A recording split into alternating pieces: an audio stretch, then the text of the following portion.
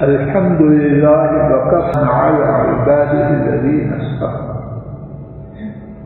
اسلام ایک مکمل اور بہترین دین ہے۔ اس میں زندگی کے ہر گوشے اور پہلو کے متعلق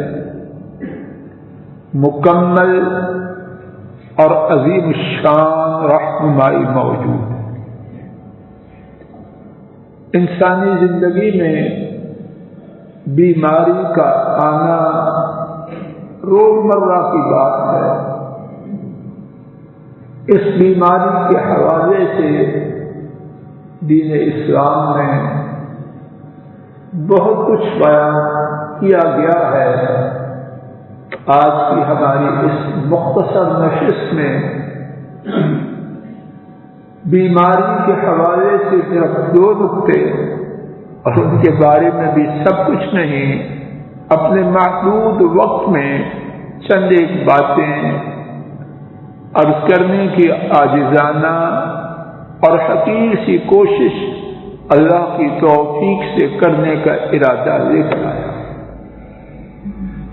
پہلا نقطہ یہ ہے کہ بیمار شخص کے پاس اس کی ملاد پرسی کے لیے، تیمارداری کے لیے، عیادت کے لیے جانا، اس کی شان و عظمت کیا ہے۔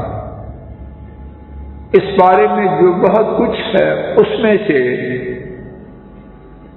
ایک حدیث شریف، اس بارے میں ہماری گفتگو کی پہلی حدیث شریف امام احمد رحمہ اللہ نے حضرت علی رضی اللہ تعالی عنہ سے روایت کیا، من عاد مریضا بکرا شیعہ 70,000 ملک۔ جو شخص صبح کے وقت مریض کی عیادت کے لیے نکلتا ہے، ایک ایک بات پر ادرہ نوازش توجہ فرمائیں۔ جو شخص صبح کے وقت مریض کی عیادت کے لیے نکلتا ہے، اس کے ساتھ 70,000 فرشتے چلتے ہیں۔ میں آپ جب جا رہے ہوں، ہمارے ساتھ 2-4 آدمی چلیں، ہماری تکریم اور عزت کے لیے، تو ہم اچھا محسوس کرتے ہیں یا برا؟ فرشتہ اس کی حیثیت بڑی ہے یا میرے آپ چلنے والے لوگوں کی حیثیت بڑی ہے؟ اور فرشتوں کا ہمارے بارے میں جو اخلاق ہے، ہمارے ساتھ چلنے والوں کے بارے میں کوئی گارنٹی ہے؟ اس کے ساتھ 70,000 فرشتے چلتے ہیں۔ ساتھ ساتھ ہی بات سمجھتے جائیں، کیونکہ دوبارہ پلٹنا وقت نہیں۔ کلہم یستغفر لہ، ان میں سے ہر فرشتہ اس کے لیے اللہ سے اس کے گناہوں کی معافی کا سوال کرتا ہے۔ 70,000 فرشتہ۔ اور یہ بات معلوم ہے کہ فرشتے کسی کے لیے شفاعت اللہ کی اجازت کے بغیر نہیں کرتے۔ اللہ تعالی نے فرمایا وَلَا يَشْفَعُونَ إِلَّا مَنِ ارْتَضَىٰ، فرشتے اسی کے لیے شفاعت نہیں کرتے مگر جس کو اللہ پسند کرے۔ میرے اور آپ کے لیے 70,000 فرشتے ہیں۔ جب میرے اور آپ کی گناہوں کی معافی کا سوال کریں گے تو یہ شفاعت کہتے ہیں۔ بات کہاں سے کہاں پر؟ مزید اسی حدیث میں یہ 70,000 فرشتے کتنی دفعہ مریض کی عیادت کرنے والے کے لیے دعا کرتے ہیں، 1 دفعہ، 2 دفعہ، 10 دفعہ، کتنی دفعہ؟ توجہ فرمائیے، حتی یمسی، شام کے ہونے تک وہ فرشتے یعنی 70,000 فرشتے مریض کی عیادت کرنے والے کے لیے اللہ سے اس کے گناہوں کی معافی کا سوال کرتے ہیں۔ اگر مجھے آپ کو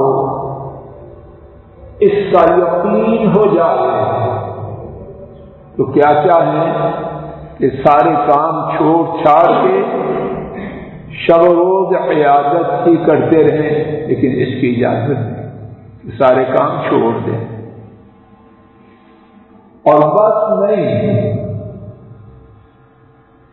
3 باتیں ہو چکی، 70,000 فرشتوں کا اس کے ساتھ چلنا، دوسری بات اس کے لیے اللہ سے اس کے گناہوں کی معافی کا سوال کرنا، اور تیسری بات اس دعا کا سلسلہ کب تک ہے؟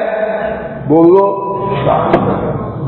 وَكَانَ لَهُ خَرِيفٌ فِي الْجَنَّةِ، اور اس کے لیے جنت میں باغ وَإِذْ آدَهُ مَسَاءً، اگر وہ بندہ پچھلے کا شام کو مریض کی عادت کرے، شیّاہ 70,000 مرہ، تو 70,000 فرشتہ نمبر 1 گنتے جائیں گے، اس کے ساتھ چلتے ہیں۔ نمبر 2، کلہم یستغفر لہ، ان میں سے ہر ایک اس کے لیے اللہ سے اس کی گناہوں کی معافی کا سوال کرتا۔ کب تک؟ حتی یصبح، یہاں تک کہ وہ بندہ صبح کر لے۔ وہ مریض کی عادت کر کے گھر آ کے سو چکا ہے، اور 70,000 برس اس کے لیے اللہ سے اس کے گناہوں کی معافی کا سوال کیے جا رہے ہیں۔ چوتھی بات، شام کو جانے والے کے لیے کیا؟ وَكَانَ لَهُ خَرِيفٌ فِي الْجَنَّةِ، اور اس کے لیے جنت میں ایک باغ ہوتا ہے۔ دل چاہتا ہے کہ پھر اس حدیث کی تشریح کریں، لیکن آگے چلتے ہیں۔ اسی بارے میں ایک دوسری حدیث شریف سماعت فرمائیے۔ امام احمد حضرت جابر رضی اللہ تعالی عنہ سے روایت کرتے ہیں، نبی محترم صلی اللہ علیہ وسلم نے فرمایا، من عاد مریضا لم يزل یخوض فی الرحمہ، جو شخص مریض کی عادت کرتا ہے وہ اللہ کی رحمت میں ہوتا ہے۔ اللہ کی رحمت میں آپ چاہتے ہیں کہ نہیں؟ بات بات پہ یہ کہنے کا دل تمنا کرتا ہے کہ یا اللہ رحم فرما، یا اللہ رحم فرما، قدم قدم پہ لحظہ لحظہ اللہ کی رحمت کے ہم سب محتاج ہیں۔ تو مریض کی عادت کے لیے جانے والا عیادت کرتے ہوئے کیا ہوتا ہے؟ سب بولو، اللہ کی رحمت میں۔ اب توجہ فرمائیے، اس حدیث میں بات نمبر 2، وہ کب تک اللہ کی رحمت میں رہتا ہے؟ مریض کے پاس پہنچ گیا، کھاتا بند ہو گیا، حتی یرجع، یہاں تک کہ وہ لوٹ آتا ہے۔ گھر سے نکلا، جی 11 سے نکلا، جی 9 کی طرف پہنچا، پھر G9 سے نکلا، G11 گھر میں پہنچا. یہ سارا سفر جانا اور آنا اللہ کی رحمت میں، جاتے ہوئے بھی اور بولو لوٹتے ہوئے بھی. اور بات یہاں ختم ہوئی نہیں. فَإِذَا جَلَسَ اغتصم فِيهَا، اور جب وہ مریض کے پاس بیٹھ گیا تو پھر کیا ہوگا؟ اللہ کے لیے میں آپ اس کو یاد کریں اور اس سے فائدہ اٹھائیں. نمبر 3 اس حدیث میں جو ہے فَإِذَا جَلَسَ اغتصم فِيهَا اغتمس فِيهَا، جب وہ مریض کے پاس بیٹھا تو پھر کیا ہوا؟ وہ اللہ تعالی کی رحمت میں غوطہ زر ہو گیا، سرتا پا گم ہو گیا. کس میں؟ جواب دیجئے، رحمت الہیہ میں. اسی بارے میں دل چاہتا ہے کہ ایک ایک حدیث کی مزید تشریح ہو، لیکن اسی پر اکتفا کرتے ہیں. نمبر 3 امام مسلم حضرت ابو ہریرہ رضی اللہ تعالی عنہ سے روایت کرتے ہیں، نبی محترم صلی اللہ علیہ وسلم نے فرمایا، بے شک اللہ تعالی قیامت کے دن فرمائیں گے، یا ابن آدم مرضت فلم تعدنی، میں بیمار ہوا تو میری بیمار پرسی کے لیے نہیں آیا. روز قیامت اللہ تعالیٰ فرمائیں گے، اے آدم کے بیٹے، میں بیمار ہوا تو میری بیمار پرسی کے لیے نہیں آیا. بندہ جواب میں عرض کرے گا، اے رب العالمین، میں آپ کی عادت کیسے کروں اور آپ تو رب العالمین ہیں، میں کیسی عادت کروں؟ اب سماعت فرمائیے اور ہمیشہ کے لیے یاد فرما لینا، اور اللہ کرے میں بھی یاد رکھوں اور اس سے فائدہ اٹھاؤں. فرمایا، اما علمت ان عبدی فلانا مرض فلم تعدہ، تجھے پتا نہیں میرا فلاں بندہ، تجھے پتا نہ چلا میرا فلاں بندہ بیمار ہوا تو اس کی بیمار پرسی کے لیے نہ گیا. اور اس کے بعد فرمایا، اما علمت انک ان عدتہ لوجدتنی عندہ، کیا تجھے پتا نہیں تھا اگر تو اس مریض کی جا کے بیمار پرسی کرتا تو وہاں مجھے پا لیتا. مریض کی مزاج پرسی کرنے والا مریض کے پاس پہنچ کر کیا ہوتا ہے؟ وہ زور سے اللہ کو پاتا.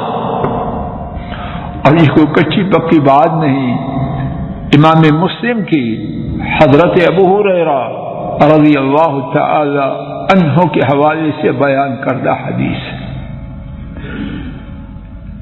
اللہ تعالی کو مریض کے پاس عیادت کرنے والے کے پانے سے کیا مراد ہے؟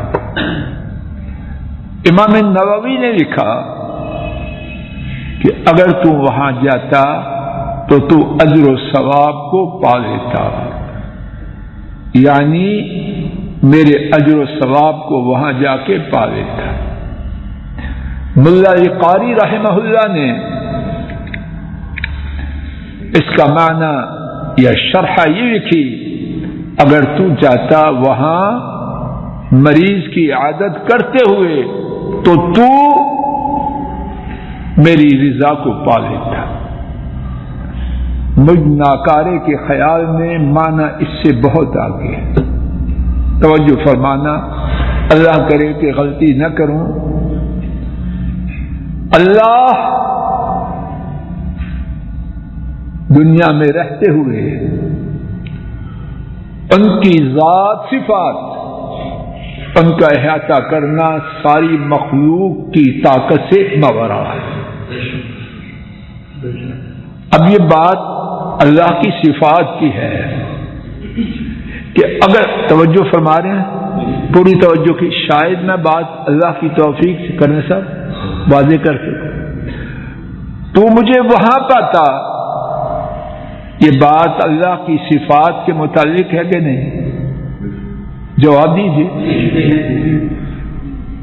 میرا یقین ہے اللہ جانے یہ بہت بڑے بڑے ائمہ علماء میں نالائق کیا ہوں، میرا یقین ہے کہ دنیا میں رہتے ہوئے کوئی مخلوق اس کا تصور بھی نہیں کر سکتی کہ اللہ تعالیٰ کو مریض کے ہاں پانا اس کی وسعت کس قدر۔ میرے یقین میں اللہ کرے غلط نہ ہوں، اللہ کے وہاں پانے کا بیان جیسے کہ حق ہے، مخلوق کی طاقت سے ماورا ہے۔ اس حوالے سے بات کو روکتے ہوئے گفتگو کا دوسرا حصہ آداب مریض کی عیادت کے ہیں۔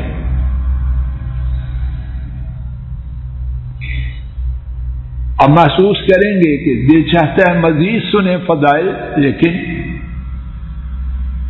اللہ کی توفیق سے وقت کی پابندی کرنا ہے۔ آداب، پہلا ادب، اور اس کے بغیر ساری کہانی بیکار۔ وہ ادب یہ ہے مریض کی عیادت کے یہ جانے کا مقصد اللہ کی رضا ہو۔ اگر یہ نہیں کروڑ دفعہ جائے جو بیان ہوا ہے اس کا 1% کا 1000واں حصہ بھی اس کے لیے نہیں، برادری کی وجہ سے گیا ہے، دکھاوے کے لیے گیا ہے، دنیاوی فائدے کے لیے گیا ہے، دفتر میں کام کو کروانے کے لیے گیا ہے، جاتا رہے، اس موضوع سے اس کا کوئی تعلق نہیں۔ پھر دوہراتا ہوں، اس کے بغیر جانا اس کا فضائل سے کوئی تعلق نہیں۔ نمبر 2،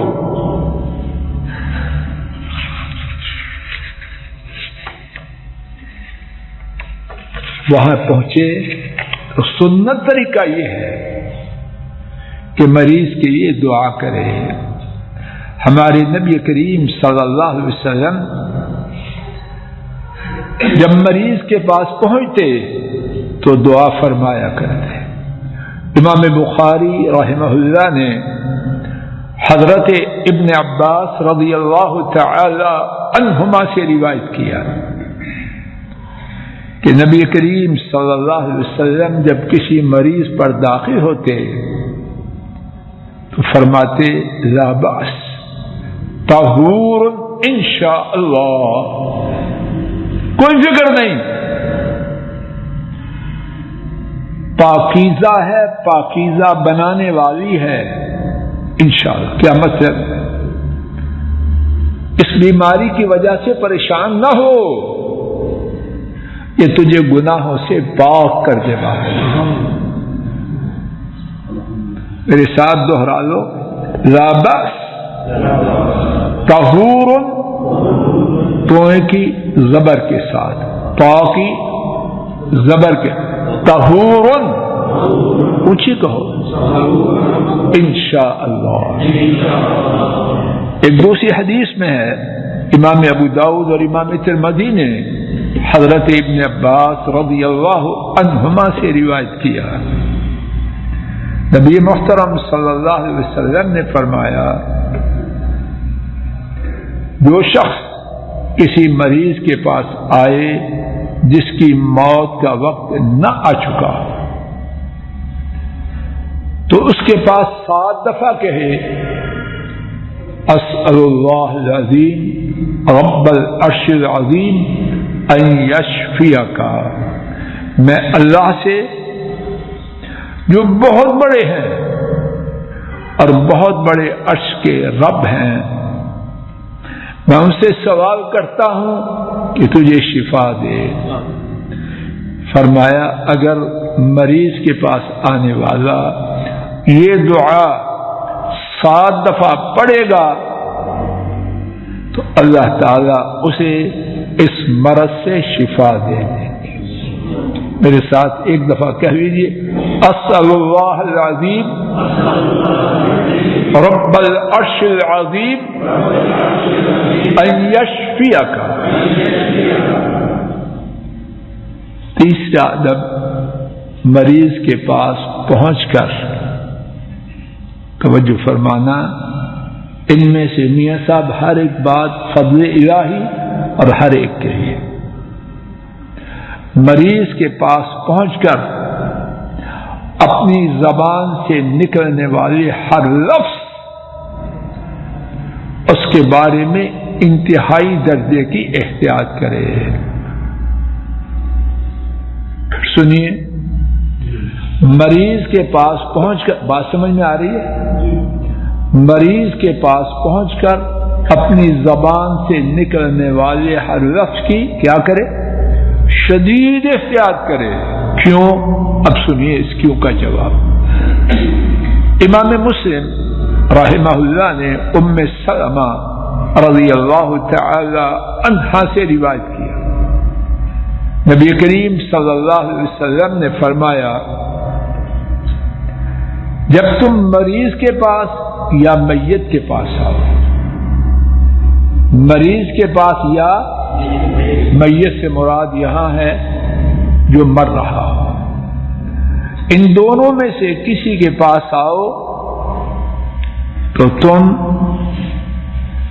خیر کی بات کہو۔ کیوں؟ فرمایا جو تم بولتے ہو فرشتے اس پر آمین کہتے ہیں۔ کچھ عیادت کے لیے آنے والے اللہ ان کو نہ لائے، ہو تیرا تو ستیہ ناش کر دیا بیماری۔ اب فرشتوں نے کہا آمین، تو بچے گا وہ؟ عیادت کرنے والا یہ آتا یا نہ آتا؟ اگر یہ کہے اللہ تجھے شفا دے، فرشتے کیا کہیں؟ بولو آمین، یہ فائدہ ہوا یا نقصان ہوا؟ تیسرا ادب کیا ہے؟ یاد کیجیے یہ سبق ہے جو میرے اور آپ کے لیے، ہمارے کنبوں کے لیے ضروری ہے، اور یہ وہ سبق ہے جس کو بھولا جا رہا ہے بلکہ بھول چکے ہیں۔ تیسرا ادب کیا ٹھہرا؟ مریض کے بعد کیا بولنا ہے؟ اچھی بات۔ چوتھا ادب،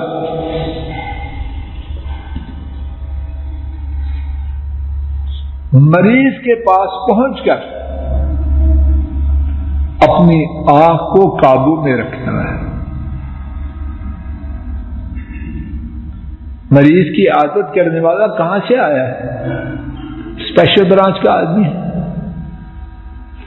یا کسی انٹیلیجنس کے شعبہ میں کام کرتا ہے؟ آوارہ نگاہ والا، اللہ کرے ایسا عیادت کرنے والا نہ آئے، اس کی اجازت نہیں ہے۔ بات واضح ہو رہی ہے سامان؟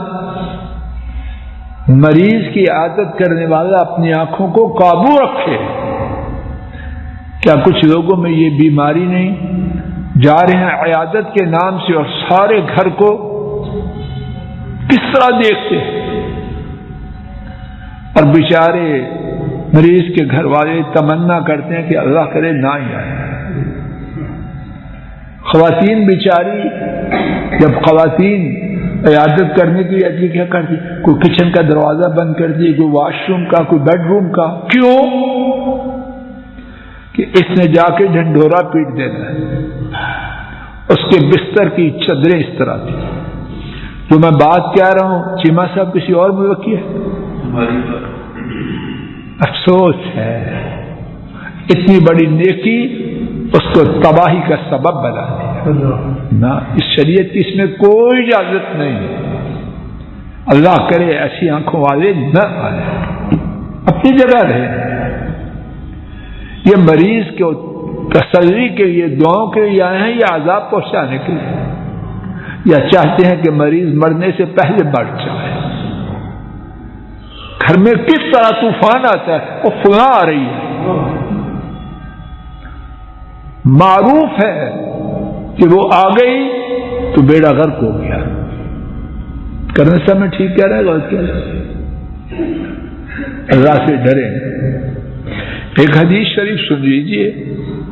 امام ابو داؤد، امام بخاری نے اپنی کتاب ادب المفرد میں عبداللہ بن ابی الحذیل ان سے روایت کیا. عبداللہ بن مسعود رضی اللہ تعالی عنہ ایک مریض کی عیادت کے لیے آئے. ان کے ساتھ کوئی شخص تھا اور گھر میں ایک عورت تھی. لوگوں میں سے ایک شخص نے اس خاتون کی طرف دیکھنا شروع کر دیا. اب یہ عادت کے لیے آئے آوارہ نگاہوں والا.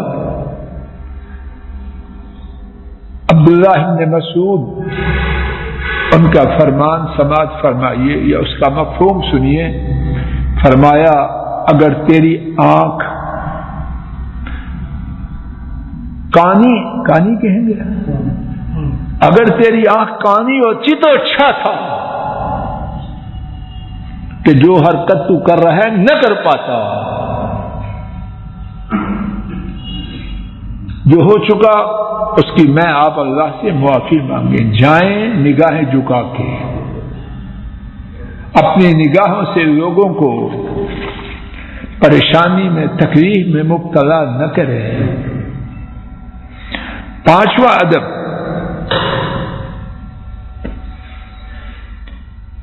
مریض کے پاس جائیں تو دعوت و احتساب اس کا اہتمام کریں. اچھی طرح نوٹ فرما لیجیے. اور یہ بات مریض کی عادت کے وقت بھی ہے اور باقی اوقات میں بھی ہے. سب سے بڑی نیکی حضرات و خواتین اللہ کے لیے ہم توجہ کریں، اور یہ بات ہم بھولے ہوئے ہیں. سب سے زیادہ فائدہ جو میں اور آپ کسی کو پہنچا سکتے ہیں وہ کیا ہے؟ مجھے نہ جواب دو، جواب تیار کرو پھر میرا جواب سنو. سب سے بڑا فائدہ یہ ہے کہ کسی کو جنت کی راہ پہ لے آئے، اور سب سے بڑا نقصان یہ ہے کہ اس کو جہنم کی طرف لے جائیں.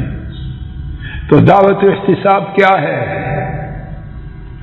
جنت کی راہ سے دور ہے اس کو قریب کرنا. احتساب جہنم کی راہ پہ چل رہا ہے اس کو بچانا، اس کا اہتمام کریں. اور یہ بھی ذلیل کرنے کے لیے نہیں، اپنا علم و فضل اور بلندی بتلانے کے لیے نہیں، معاذ اللہ. باقی صرف 1 منٹ ہے، اشارے کر دیتا ہوں. نبی کریم صلی اللہ علیہ وسلم ایک خاتون کے پاس آئے، ام صائب. وہ بخار کو گالی دے رہی تھی. آپ نے فرمایا ام صائب بخار کو گالی نہ دے، یہ اللہ کے فضل و کرم سے گناہوں کو لے جاتا ہے. ایک یہودی بچے کے پاس آئے، کیا کیا؟ امام بخاری نے حضرت انس رضی اللہ تعالی عنہ کے حوالے سے روایت کیا. اس کو مسلمان ہونے کی دعوت دی. اس نے ابا کی طرف دیکھا، ابا نے کہا ابو القاسم یعنی محمد کریم صلی اللہ علیہ وسلم کی بات مان لو. بچہ مسلمان ہو گیا. حضرت صلی اللہ علیہ وسلم نے فرمایا الحمدللہ الذی انقذہ من النار. سب تعریف اللہ کی جنہوں نے اس بچے کو جہنم کی آگ سے بچا لیا. تو 5واں ادب، جائیں نیکی کی راہ پہ لانے کی کوشش کرے، برائی سے ہٹانے کی کوشش کرے، لیکن دل دکھانے کے لیے نہیں، ذلیل کرنے کے لیے اور اپنے آپ کو بڑا بنانے کے لیے نہیں۔ باتیں اللہ جانے کتنی ہیں جو وقت میں ہو، اللہ کی توفیق سے ہو سکا عرض کیا گیا۔ اللہ تعالیٰ کہنے سننے کی غلطی کو معاف فرمائے، اور جو ٹھیک بات انہی کی توفیق سے عرض کی گئی اپنی رحمت سے اسے قبول فرمائے۔